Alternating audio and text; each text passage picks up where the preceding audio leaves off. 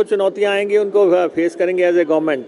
लेकिन बीजेपी ये सोचे कि अब पहले 40 से उन्होंने तोड़फोड़ की, अब क्या करेंगे, हम तो फिर उतने ही हैं। This news is sponsored by Prem timber merchant Sunni. जनता ने फिर से आपको वही मैंडेट दिया जो 2022 में दिया था, तो क्या आप कहेंगे, क्या संदेश? जब से हमें मैंडेट मिला है उस दिन से हमारी सरकार ने युद्ध स्तर पर कार्य करना शुरू कर दिया है।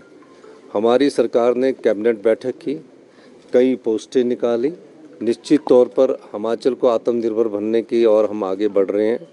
और मैं कल प्रधानमंत्री जी से मिलकर जो बिजली प्रोजेक्टों में जयराम ठाकुर जी ने हमारी सरकार की जो 12% की फ्री रॉयल्टी है जिसको माफ़ कर दिया था, हिमाचल की संपदा को जो लुटाने की कोशिश पिछली सरकार ने की, हमने उस पर रोक लगाई है। मैं उस मामले में भी बात करूंगा। और भी प्रदेश के जो हमारे हित के बीबीएमबी का मामला है, हमें 4300 करोड़ रुपया मिलना है, अभी तक बीबीएमबी से हमें एक पैसा नहीं मिला। आपदा की राहत मिलनी है जो कि निश्चित है, बजट के अनुसार होती है, पीडीएनए बोलते हैं, पोस्ट डिजास्टर नीड असेसमेंट, जो हमारे आपदा के बाद भारत सरकार से हमें राहत मिलनी चाहिए, वो भी नहीं मिली। इन सब बातों पर मैं बात करने जा रहा हूँ। हम जिस दिन से परिणाम निकला है और जिस दिन से हम 1240 में पहुँचे, हमारी सरकार, हमारे उप मुख्यमंत्री जी, हमारे पीडब्ल्यूडी मिनिस्टर जी आए दिन बैठकें कर रहे हैं। और कल मेरी और पीडब्ल्यूडी मिनिस्टर जी की नितिन गडकरी जी से जो उन्होंने आपदा के समय घोषणाएं की थी उस संदर्भ में भी बात हो रही है। और युद्ध स्तर पर हमारी सरकार 3.5 साल हिमाचल की जनता के हित में काम करेगी। आपको लगता है सर कि अब सरकार को अस्थिर करने या कोई और कोशिश? देखिए, केंद्रीय एजेंसियों का भविष्य की राजनीति को हिमाचल की जनता ने आईना दिखा दिया। जो 14 महीने पहले 6 विधायक चुनकर गए थे उसको जनता ने आईना दिखा दिया। जनता ये चाहती है जो जनता के वोट से चुनकर सरकार बनती है वो 5 साल कार्य करे। 5 साल कार्य करने के बाद वो अपना मत देंगे कि किसकी सरकार भविष्य में बननी चाहिए। लेकिन जिस प्रकार 14 महीने में जनता के वोट से चुनी हुई सरकार को नोट के दम से गिराने की कोशिश की गई है, उसका जनता ने हिमाचल की बड़ा अच्छा जवाब दिया। और हिंदुस्तान की जनता को भी एक दिशा दी है कि हम बिके हुए लोगों के साथ, जिनको हम चुनकर 5 साल भेजते हैं, वो अगर 14 महीने में इस्तीफा देते हैं तो हम उन्हें घर बैठा सकते हैं। एजेंसियों का दुरुपयोग होता है, ये इनका एक हथियार है, चुनावों से पहले होता है, तो इन चीज़ों से घबराने की जरूरत नहीं है। धन्यवाद। हिमाचल सरकार को कोई थ्रेट नहीं तो हिमाचल गवर्नमेंट कोई खतरा नहीं हिमाचल प्रदेश सरकार को। और सरकार पूरी तरह स्थिर है, स्थायी है, टिकाऊ है। और विपक्ष से हमारा आग्रह है कि वो कंस्ट्रक्टिव ऑपोजिशन करें, रचनात्मक विपक्ष करें, जो प्रदेश हित के इश्यूज है उनको उठाएं और साजिश षड्यंत्र छोड़ दें। सर, हाथ पर जो है समीक्षा चल रही है,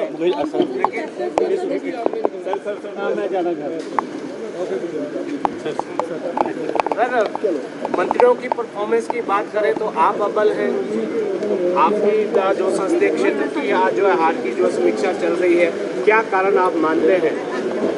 नहीं, देखिए, समीक्षा के लिए केंद्र ने उन राज्यों में जहां पार्लियामेंट में हार हुई है उसकी समीक्षा के लिए फैक्ट फाइंडिंग कमेटीज़ बनाई हैं और वो fact finding committee 2 members Himachal आई हैं। उनके साथ अभी चर्चा होनी है, डिस्कशंस होनी है और जो भी पहलू रहे, लेकिन इतना ज़रूर है कि हमारी प्रायोरिटी हिमाचल प्रदेश की सरकार को स्थिर करना था। उस प्रायोरिटी में हमने काम किया और आज हम उतने ही एमएलएस पे पहुंच गए हैं जितने पे हम थे। बाकी तो जो डिस्कशन होगी, जो उसका आउटकम होगा, वो हम आपको बताएंगे। सर, दावे बहुत बड़े बड़े किए गए थे, चाहे नेता प्रतिपक्ष की बात करें, पूर्व केंद्रीय मंत्री अनुराग ठाकुर की बात करें। अब ये जो मैंडेट आया, फिर आप 40 पर पहुंचे, क्या संदेश है ये सर, और भाजपा को क्या कहेंगे? नहीं, अब आप देखें कि अभी तीन सीटों पे इलेक्शन हुआ है।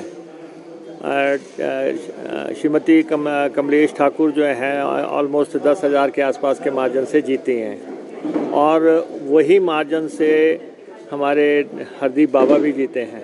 तो दोनों सीटें जो हैं एक बड़े रिस्पेक्टेबल और इम्प्रेसिव मार्जिन से हमने ये सीटें जीती हैं। और यहाँ पे दो इंडिपेंडेंट्स जो हैं, इंडिपेंडेंट्स का इस्तीफे का कोई प्रश्न नहीं बनता था।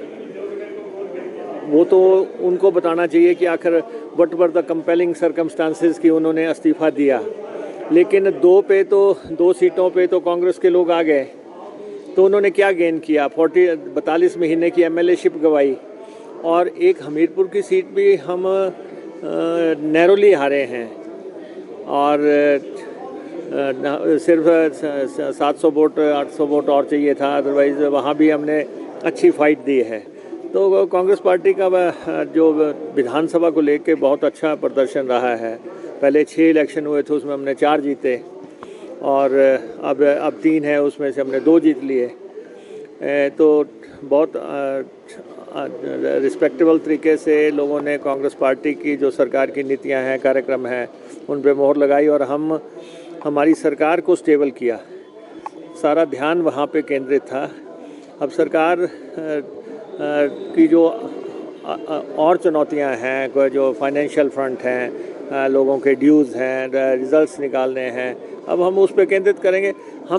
हम विपक्ष को एक बार फिर ये आग्रह करना चाहते हैं कि हमेशा सत्ता की लालसा रखना सही नहीं है।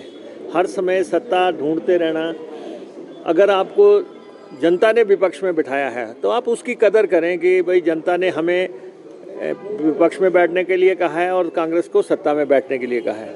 कांग्रेस अगर पावर में आई है तो आप अपनी ताकत से, धौंस से, अपने मशीनरी से आप उस सरकार को टॉपल करने की कोशिश करें। इससे बेहतर है, एक आपने एक्सपेरिमेंट किया और ऑपरेशन लोटस पूरी तरह विफल हो गया, ध्वस्त हो गया पूरी तरह। ऑपरेशन लोटस हिमाचल प्रदेश में जिस ताकत से ध्वस्त हुआ है, उसमें बीजेपी के लोग कह रहे हैं कि इन लोगों को मंथन करना चाहिए जो इस समय बीजेपी को हेड कर रहे हैं, कि आखिर उन्होंने ये क्यों प्लान किया, क्या जल्दबाजी थी। और ये तो बीजेपी का इंटरनल मामला है कि वो देखें, लेकिन as a political party, ruling party, हम विपक्ष से यही कहते हैं कि आप कंसंट्रेट करें, कंस्ट्रक्टिव ऑपोजिशन करें, हिमाचल के इश्यूज़ की बात करें, और सत्ता में आने की शॉर्टकट से ख्वाब छोड़ दें। ऐसा संभव नहीं होगा। सर, ईडी 3 बाई इलेक्शन से पहले कुछ जगह कारोबारियों पर छापे मारे गए, इसको आप सर किस तरह से देखते हैं? नहीं, ठीक है, इलेक्शन से पहले वो आए थे, कुछ दबाव बनाने की कोशिश हुई होगी, लेकिन रिजल्ट्स तो प्रभावित नहीं हुए हैं। हमारे हक में दो सीटें हमने जीती हैं। बाकी तो जो चुनौतियां आएंगी उनको फेस करेंगे एज ए गवर्नमेंट। लेकिन बीजेपी ये सोचे कि अब पहले 40 से उन्होंने तोड़फोड़ की, अब क्या करेंगे, हम तो फिर उतने ही हैं। हाँ, हम तो इस पूरे एपिसोड में आप देखें कि 6 लोगों की एमएलए-शिप चली गई। वो लोग किसके बहकावे में आए, क्या साजिश थी, क्या षड्यंत्र थे, उन्होंने क्या खोया, क्या पाया, ये तो उनको मंथन करना है। हमें तो नहीं देखो वो नेता प्रतिपक्ष हैं और विधानसभा का मसला है, एमएलएस को वहाँ से पिन डाउन करना और वहाँ से निकाल के अपने साथ जोड़ना, तो बहुत बड़ी जिम्मेवारी जो है जयराम जी पे जाती है कि उन्होंने 6 एमएलएस के एमएलए-शिप गवा दी, उन्होंने प्रदेश में 4 महीने अस्थिरता का माहौल किया, उन्होंने जो है साजिश षड्यंत्र रची, और वो जो है सरकार बनाना चाहते थे, सरकार नहीं बनी, और उनका सारा ऑपरेशन औंधे मुँह गिर गया, ऑपरेशन लोटस विफल हो गया, और प्रदेश में 40 की सरकार है। अब मुझे लगता है कि भाजपा को संयम रखना चाहिए, और संयम रखते हुए एज ए ऑपोजिशन, एक रचनात्मक ऑपोजिशन करते हुए ऑपोजिशन की भूमिका निभाएं विधानसभा के भीतर और बाहर।